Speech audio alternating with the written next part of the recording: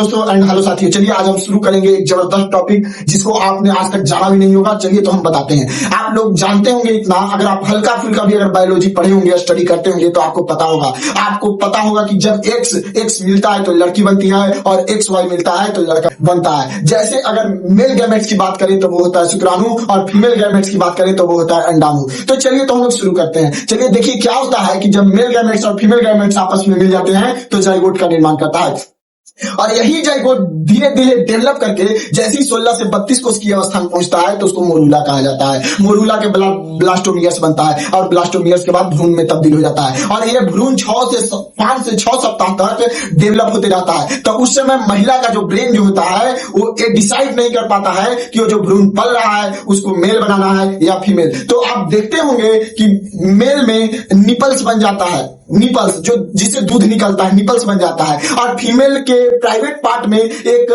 मटर के दाने के अनुसार उभार निकल जाता है जिसको हम लोग पेनिस के समझाता ही कहते हैं। तो एक कब होता है जब 5 से 6 सप्ताह तक जो भ्रूण डेवलप होते रहता है तो वो कंफ्यूज रहता है कि आखिर इसको पूर्ण रूप से महिला बनाना है या पुरुष बनाना है, समझे। तो इसके बाद जानते हैं क्या होता है, अगर वो जो अंडाणु है अगर वाई क्रोमोसोम से क्या निषेचित है, वाई क्रोमोसोम से अगर निषेचित है तब वो क्या बनेगा, लड़का बनेगा। शुरू से हम लोग बता देते हैं। लेकिन वाई क्रोमोसोम में एक जीन होता है जिसका नाम है SRY जीन। अगर ये जीन एक्टिव हो जाता है तो वो पूर्ण रूप से लड़का बनता है। लेकिन अगर वो अंडाणु वाई क्रोमोसोम से ही अगर निषेचित है और वो SRY जीन अगर एक्टिव नहीं होता है तो वो जो उसके गर्भ में जो भ्रूण पलते रहता है तो उसका पूरा शारीरिक जो ढांचा है वो लड़की का बन जाता है। लेकिन उसमें गर्भ बनता है लेकिन अंडाशय जो गैमेट्स बनाने वाला रहता है वो डेवलप नहीं हो पाता है, समझे।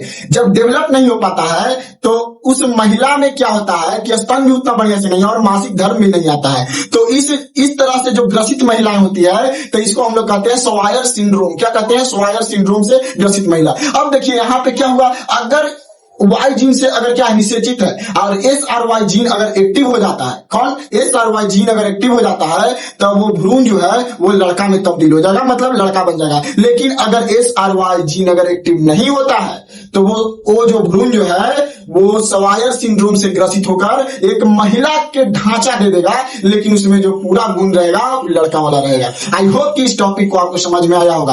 अब देखिए 6 से 7 सप्ताह तक क्या रहता है, 6 से 7 सप्ताह तक जब सिग्नल यहाँ से नहीं भेजता है तो उसमें मेल में क्या बनाता है, निपल बना देता है, महिला में क्लाइटोरिस बना देता है, जो पुरुष का जो पेनिस होता है उसी के समझाता में रहता है, समझे। चलिए तो आपको समझ में आया होगा। तब तक के लिए जय हिंद, वंदे मातरम। फिर मिलेंगे नेक्स्ट वीडियो में। जय हिंद।